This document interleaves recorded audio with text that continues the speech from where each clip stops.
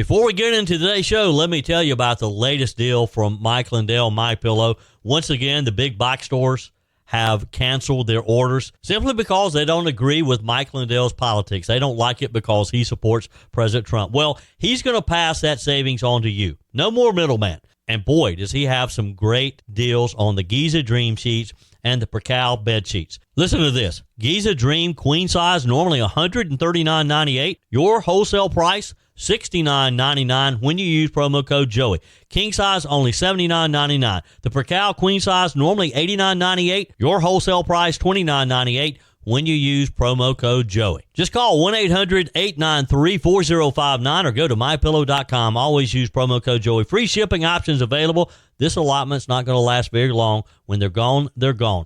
MyPillow.com, promo code Joey. Thanks for joining me in the PhD Weight Loss and Nutrition Studios. To lose weight for the last time, visit myphdweightloss.com. Welcome in as we kick off another week. And boy, what a day today is going to be, and a week. As we start getting more clarity on the release of the hostages from the Hamas terrorists. President Trump is in Israel in this very historic time. Vice President J.D. Vance reminded the world yesterday not all of the hostages will likely be returned, with some of the deceased bodies being buried in the rubble of destroyed buildings. We have a full update for you on what's happening in Israel. Kamala Harris says her former boss, Joe Biden, sent her call to voicemail. Evidently, she reached out about his cancer treatment, and he would not take the call. Looks like things are not going too well between Joe and Kamala. Maybe he did just choose her as his VP because she's a black female. Just saying. As we start another week, too, there doesn't appear to be an agreement in sight to end the ongoing government shutdown, with Democrats saying over the weekend they're going to hold the line. It was like Chicago in the Palmetto State this weekend as tragedy struck St. Helena Island in Beaufort County, South Carolina, where a deadly bar shooting claimed the lives of 4. I told you we'd be back. And ye shall know the truth, and the truth shall make you free. It's Joey Hudson. I wanted to name it the Joey Hudson bill, but, they don't allow you to put names on bills. But I wanted to call it the Joey Hudson bill because I know that one's been near and dear to you for a number of years. That's how it's done. Let your voice be heard. And the truth shall set you free. Here's Joey Hudson. President Trump set off for Israel and Egypt yesterday, taking the red eye over to the Middle East as the time to come to celebrate the U.S. brokered ceasefire and hostage deal between Israel and Hamas, and to urge our Middle East allies to seize the opportunity to build a durable peace in what is a very volatile region. It's hard to keep up with the latest with the time difference, but there's a lot happening over there right now. President Trump, flying aboard Air Force One, told reporters yesterday that Hamas may release the remaining hostages a little bit early, signaling what could be another major victory for his administration's peace deal.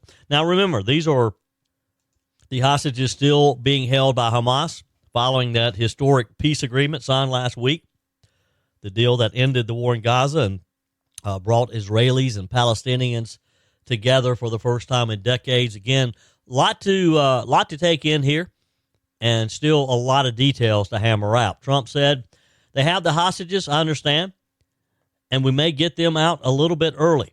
Getting them was amazing, actually, but because we were involved and they were in places you don't want to know about. That's the president speaking about the return of the hostages, of course, a major, major accomplishment. Something that, I dare say that had Joe Biden or Kamala Harris, either one, been elected to president, I don't know that they could accomplish this. Trump didn't mince words. He has been hands-on in securing these releases, with several different key members of his administration being directly involved in the negotiations. And look, if Hamas does follow through, and I say if because you know how Hamas is. I mean, they're very unpredictable. I can't imagine they would back out on this because it'd have the entire world coming down on them. But you never know. We are talking about terrorists. But it will mark one of the most complete hostage recoveries in modern histories if it happens. And I pray that it does. I think it will. This is a humanitarian breakthrough following, of course, one of the darkest chapters in Israeli history. It's hard to forget, and we need to just keep remembering why this all started, how it began. October 7th, 2023, Hamas launched this barbaric assault on Israel. More than 1,200 innocent Israelis were murdered. Over 240 were dragged into Gaza as hostages, including women, children, and elderly civilians. The day was the bloodiest for the Jewish people since the Holocaust. As for the past 2 years, the world has watched as war raged against or across Gaza, just completely destroying that area. Cities flattened, families displaced, humanitarian toll just unbearable, people literally starving to death. But now under President Trump's peace deal, the guns have gone silent, finally. The ceasefire has held for, almost a week now, I guess. And the focus is shifting from fighting to rebuilding, from war to peace. And how can these people in this region live together? President Trump told reporters the situation on the ground is still difficult. Gaza, in his words, looks like a demolition site, and it does. If you've seen some of the images, some of the video, it is exactly what you think a war-torn area looks like. I never can understand war, because in just 2 years, that Gaza Strip has been just about totally destroyed. It's a beautiful area. You got to keep in mind, it could be a huge tourist attraction. It's beautiful. A lot of it is beachfront. And they have just destroyed it. And it's going to cost billions and billions of dollars to rebuild. President Trump talked about the reconstruction, said it would begin immediately.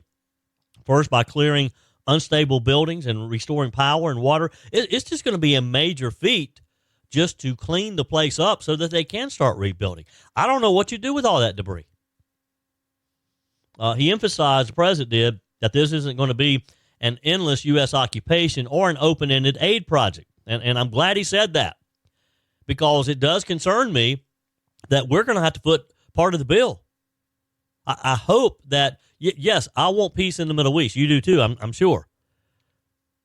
But at what point do they just start selling a bunch of oil over there in that area to rebuild this and not depend on us?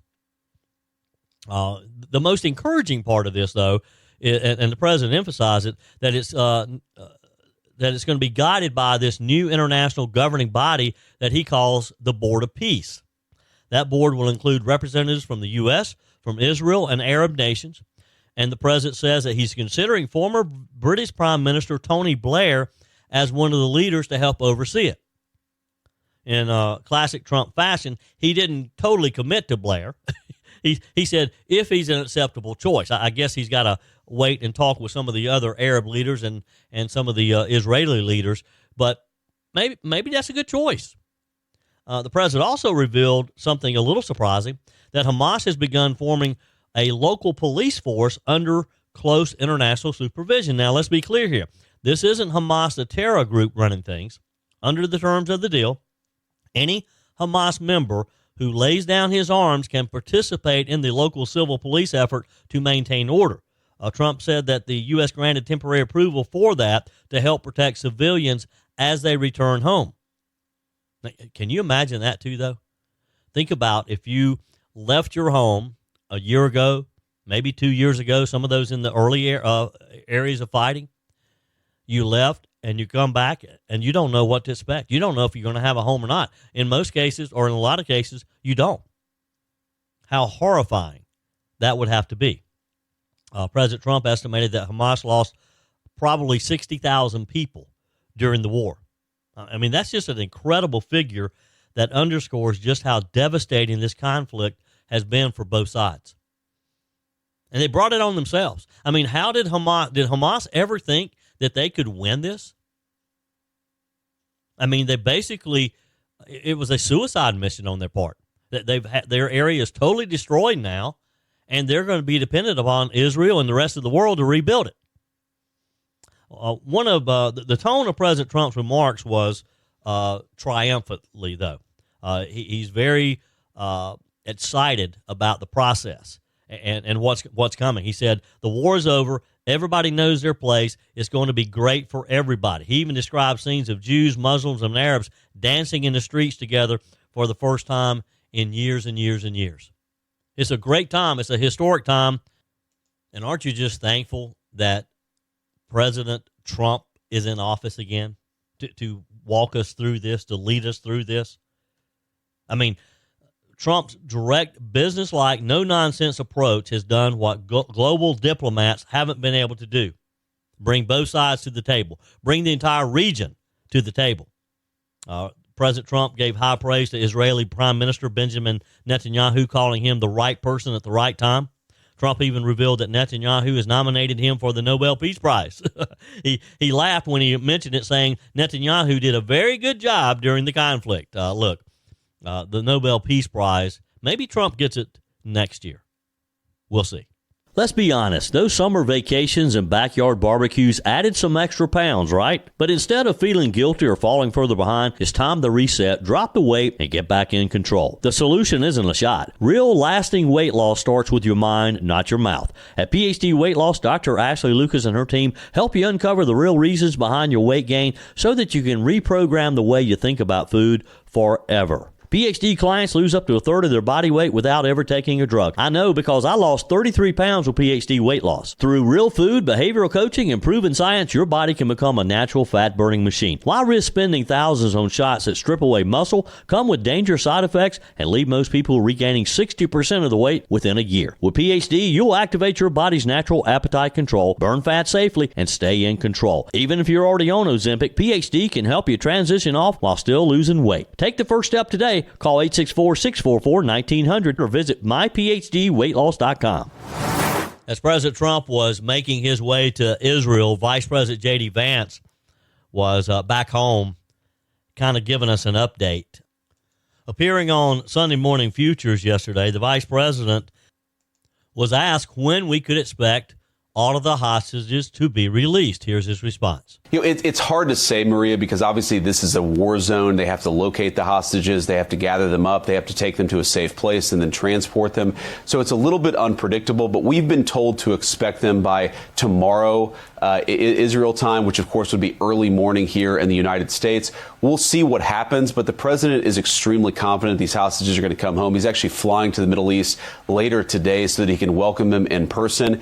And Maria, one thing I have to say about the president's leadership style, about his diplomatic style, which of course has been criticized by much of the corporate media for a very long time, is it actually got results.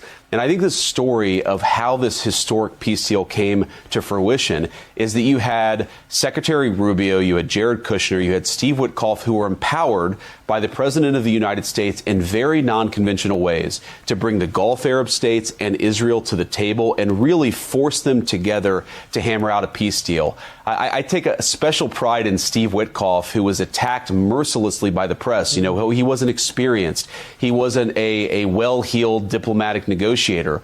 Well, the fact that he brought a fresh set of eyes to this and the fact that he brought such great energy to it, I think is one of the reasons why we are at this moment where we can say we're on the cusp of a lasting peace. And the fact that President Trump didn't go down the failed pathway that every president of both parties had pursued is, again, why we are on the cusp of getting these hostages home. So it's an amazing thing, but I think that it shows the power of President Trump's non-conventional leadership style, and that's why we're here. I think the whole country, we should just be proud. We should be proud of this negotiating team. We should be proud of our country because these hostages are going to live their lives thanks to what the United States of America did. So what happens next? Actually, it probably is happening as we're talking. Of course, the remaining hostages, according to President Trump, could be released ahead of schedule. When this happens, it will mark the final piece of a peace plan's first phase, and it will set the stage for what President Trump has called the rebuilding of a new Gaza. That's his vision, a stable, peaceful, economically growing Gaza, one that never again becomes a launch pad for terrorist groups. And if this peace holds, it could become one of the defining achievements of Donald Trump's presidency, not just for Israel, but for the entire world. I mean, these past couple of weeks have been just marked by extraordinary headlines out of the Middle East. Peace agreements, hostages being freed, and a long, painful war finally coming to an end. But even in moments of hope, there's still reminders of just how deep the wounds run. Again, Vice President Vance yesterday, when asked about the hostages and if we would get them all back, he was very cautious and reminded us that some of those who were killed may never be returned to their families. Well, I think we'll locate most of them. And obviously, I think especially for religious Jews, it really matters that they have those bodies back to give them a proper religious burial. So that matters a lot, of course, to us, of course, to everybody who cares about these hostages. I think the reality is that some of the hostages we may never get back. But I do think that most of them, with some effort, we'll be able to give them to their families so they at least have some closure. Our focus has been on the living hostages. Those are the people that we've been most focused on. But we do want to give these people the ability to have a proper burial with their loved ones who were murdered by brutal terrorists. And that matters to us. It matters to the families, and it will remain a focus, but it's going to take some time. And Maria, here's a guess. I can't say this with certainty because nobody can predict the future. I think that we will eventually get most of the bodies, but we won't get all of them. Now, again, it's exciting times, and there's no question. This is a monumental step towards ending a war that has cost thousands and thousands of lives, both Israeli and Palestinians. But as the vice president just reminded us, the pain is far from over. For the families of those still missing, those presumed dead, this next phase is about closure. It's about getting answers, finding remains, and finally laying loved ones to rest. And having that peace, if you can call it that you've got your loved one back home for a proper funeral and burial.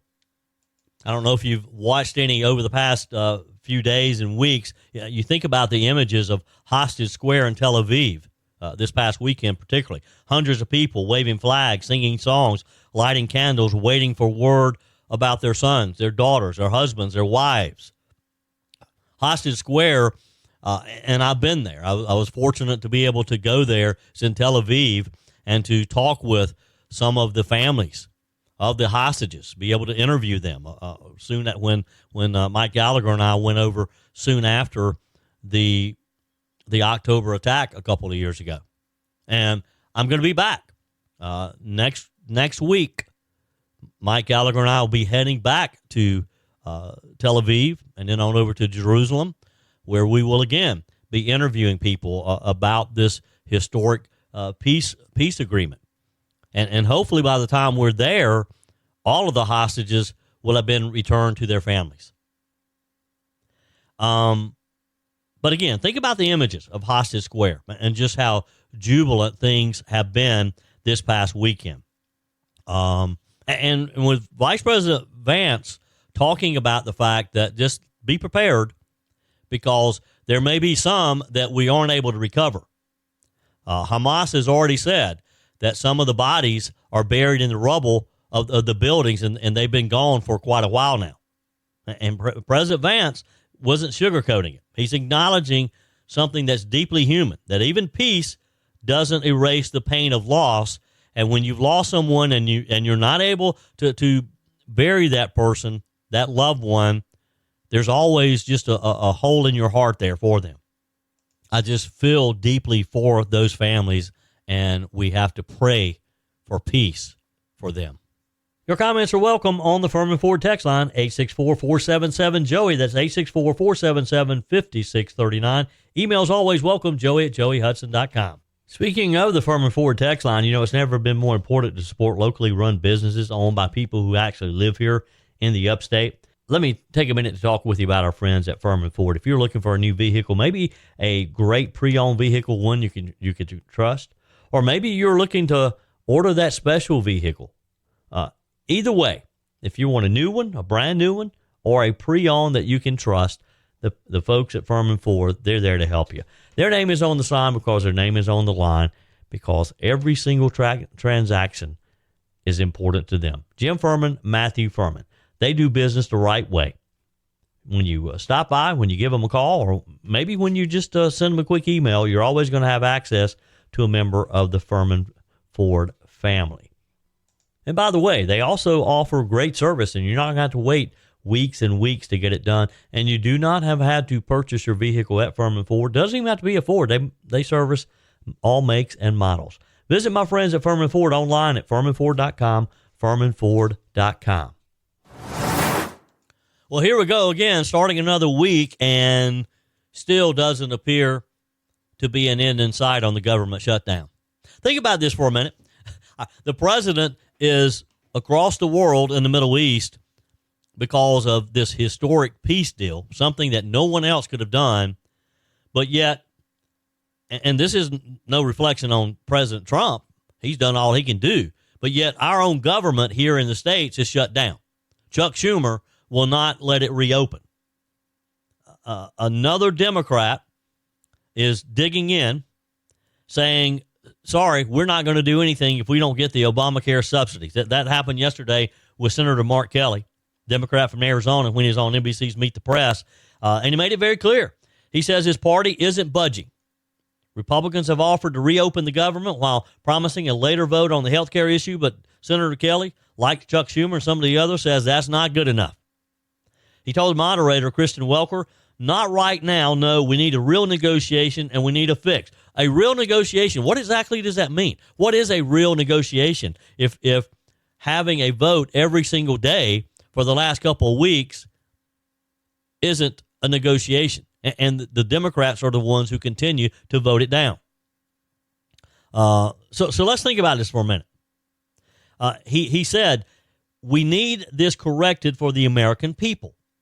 Because that little phrase for the American people sounds nice, but it's doing a lot of heavy lifting here, and the Democrats aren't doing the lifting.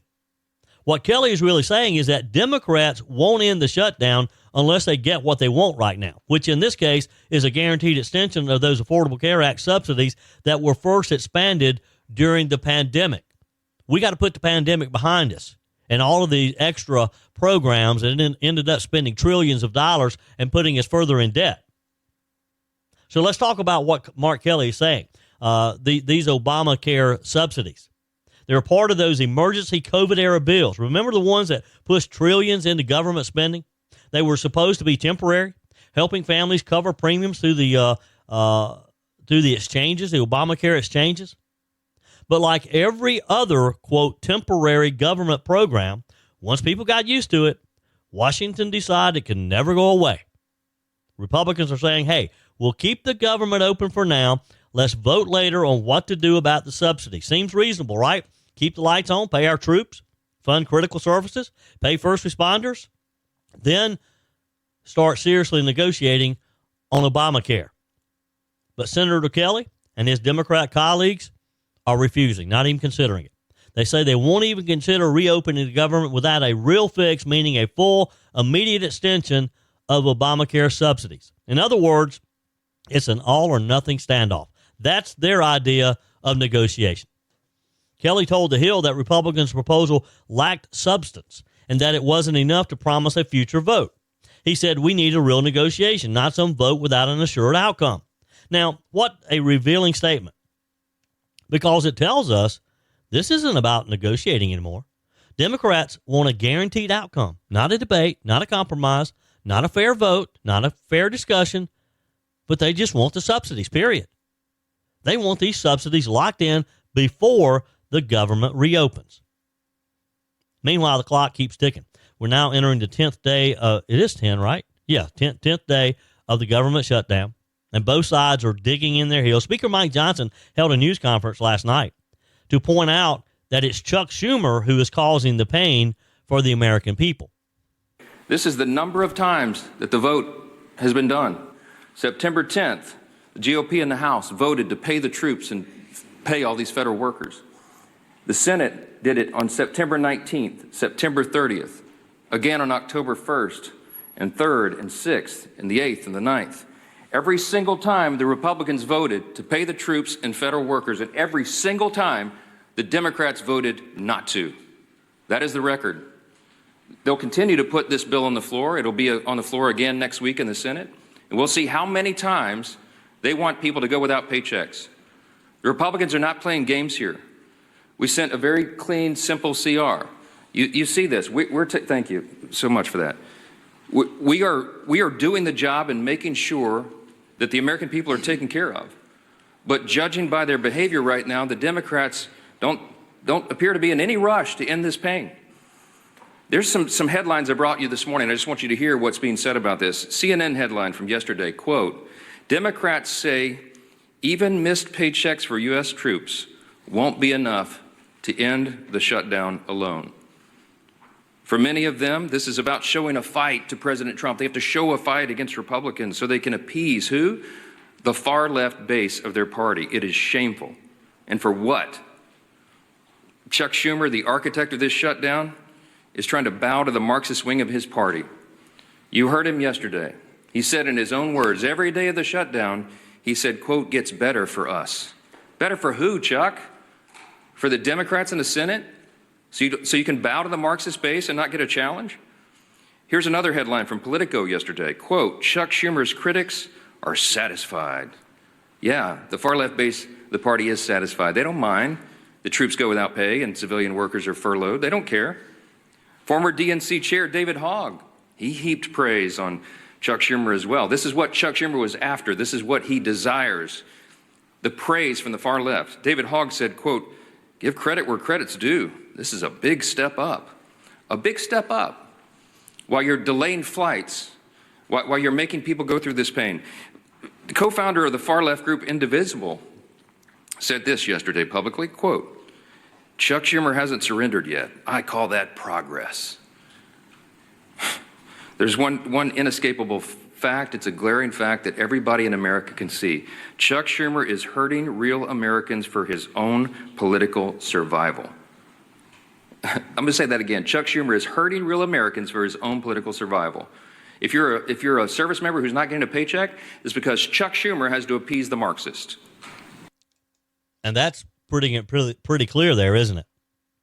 The sticking point is this. Republicans, as you know, or let me remind you, passed a short-term funding bill, the clean continuing resolution that we've heard so much about over the past few weeks, that would keep the government open through November 21st, promising to talk about the broader deal. Democrats blocked it. They said it didn't include enough to protect those ACA subsidies, which are set to expire at the end of this year. If that happens, Democrats warned that premiums could spike for millions of Americans. Now, let's be honest. Those subsidies are one more massive government handout that taxpayers are footing the bill for to begin with. And when you strip away the talking points, what's really happening here is that Democrats are holding the government hostage to protect one of their favorite entitlement programs. Now, Senator Kelly's comments come at an interesting time because President Trump himself has been striking a more optimistic tone. He's been saying for the past few days now that he's confident a deal can be reached, one that both funds the government and addresses health care costs, that he's willing to talk. But that's not what they want to do. They want to keep the government shut down. They don't want to talk. A senior administration official told Fox News that the president remains committed to reopening the government and protecting affordable coverage for middle-income Americans. That's diplomatic language for, we want this shutdown over, but we're not giving the Democrats everything they want. And I hope he'll stick to that. Look, I get it. Healthcare is an emotional issue. It's an important issue. People worry about the premiums. They worry about their coverage. Both parties use that fear to score political points. But at some point, we have to recognize that all these programs that Joe Biden loaded us up on during the pandemic, they have to go away. We can't keep propping them up. This shutdown isn't really about health care. It's about Democrats wanting control. And because they don't have a majority, they're having trouble getting anything passed these days without bipartisan support.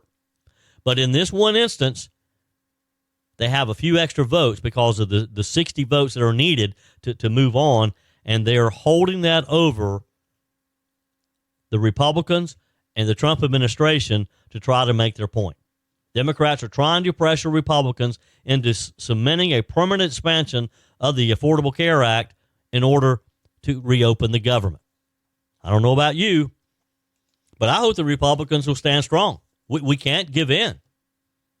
I know the optics look bad. And look, it's probably going to get tougher. So far, we barely noticed that the government is shut down.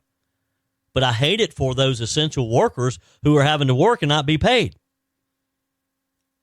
But again, it's the Democrats' fault. It's Chuck Schumer's fault. And that's where the Republicans just have to be smart about it and make sure that the messaging is right. Make sure that the American people understand that it's the Democrats, not the Republicans. It's Chuck Schumer. It's people like Senator Mark Kelly. It's the people who are extreme because they think they can blackmail the Republicans into continuing benefits that, quite frankly, we can't afford. The government can't afford to keep paying these if we're ever going to tackle our debt. Am I wrong? Text me, email me, joey@joeyhudson.com. Leave me a message on the MyPillow message line, 864-477-JOEY, 864-477-5639. Always use promo code Joey when you go to mypillow.com.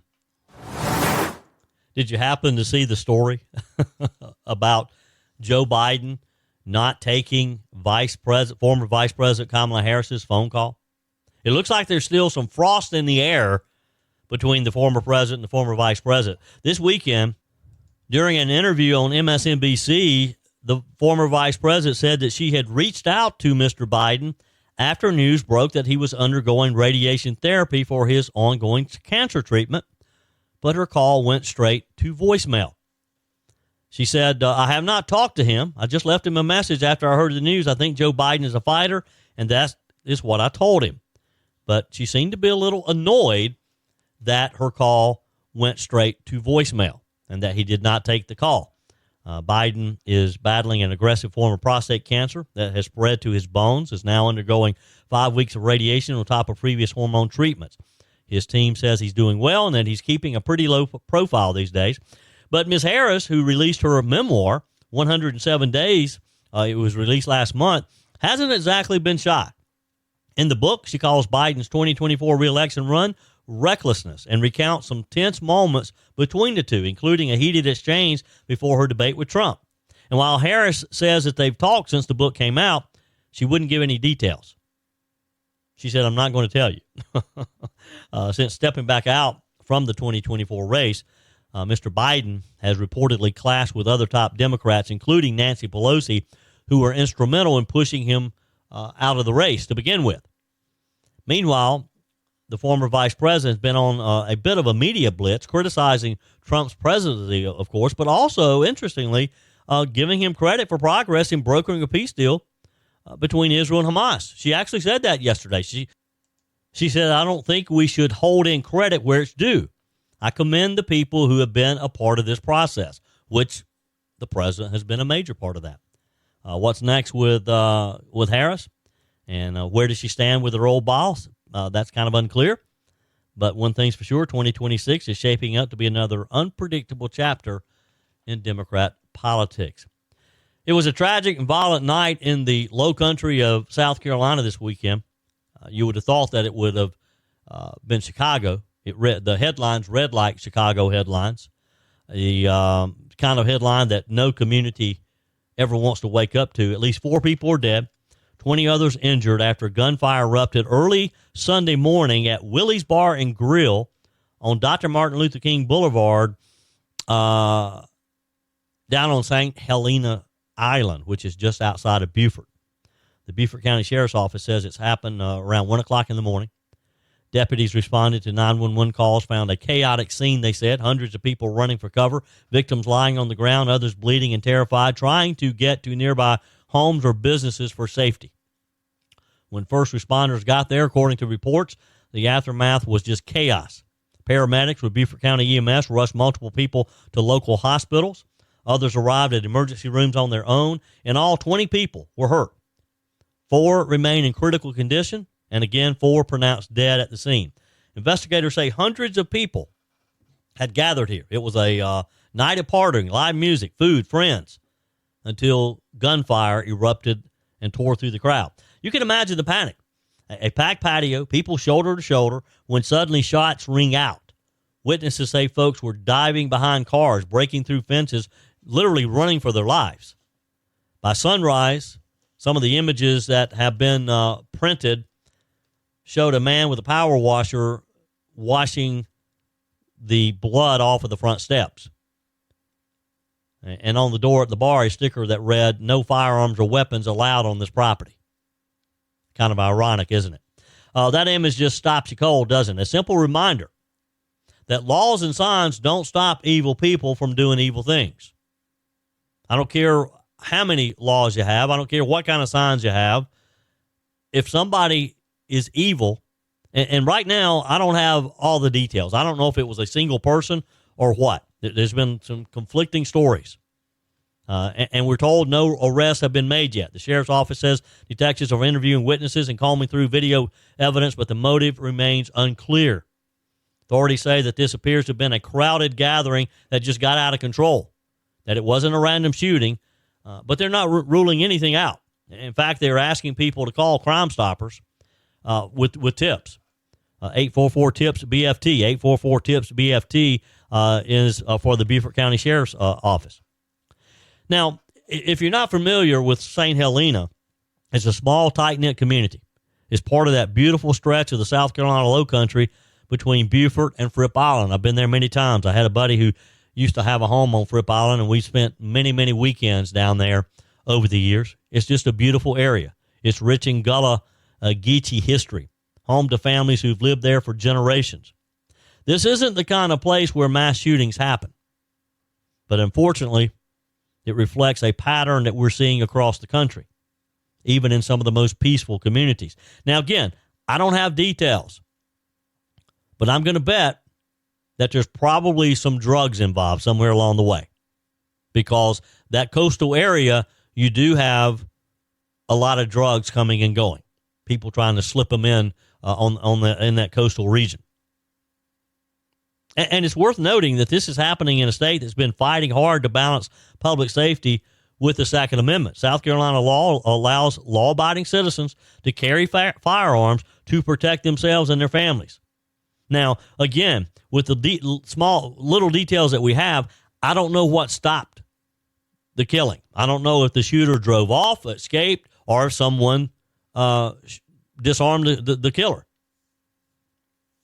But the fact is, somebody had a grievance, and the fact that they had gun-free zone signs up did not matter. They don't care about background checks or permits. The result is what we saw in Beaufort. Innocent people caught in the crossfire. It's going to happen every time. Now, the sheriff's office has been careful again, not to jump to conclusions. They've just said that it's a tragic and difficult incident for everyone involved, and that they're working on it. They're investigating. They're interviewing people. One of the sheriff's office said, "We ask for your patience and we continue to investigate. Our thoughts are with all the victims and their loved ones." That just kind of tells you, with that tone, that they don't quite know yet. Beaufort County Sheriff P.J. Tanner has been one of the most respected sheriffs in the Southeast for decades. His department has handled hurricanes, missing person cases, and yes, shootings. But something of this scale on St. Helena Island just doesn't quite add up. And I got a feeling that when all is said and done, again, it's probably going to be dealing with drugs, and maybe of someone who's not even from the area.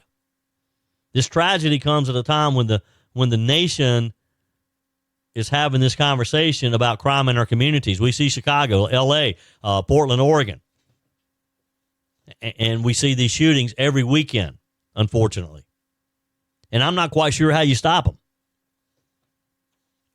But what we do know is that passing gun control laws, limiting how law-abiding citizens like you and I can have access to guns, will not stop a horrible crime like this that happened on the coast of South Carolina this past weekend.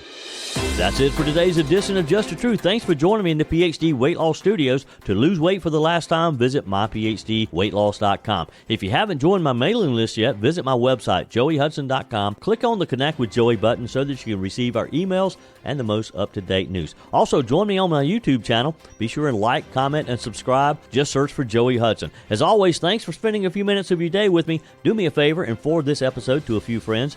just click on the share button and send to your contacts. We need to build an army of conservatives to win our country back, and we can do that by continuing to share the truth with our friends and family. Keep those comments coming via the Furman Ford text line, 864-477-JOEY. Email to joey@joeyhudson.com, and I love your messages on the MyPillow message line. Again, that's 864-477-JOEY, 864-477-5639. Be sure and take advantage of the MyPillow special, just $14.88 on the standard MyPillows when you use promo code Joey. Order online at MyPillow.com or call 800-893-4053. We're back again tomorrow and hope you'll plan to join us. Until then, remember, God's got this. He's still in control.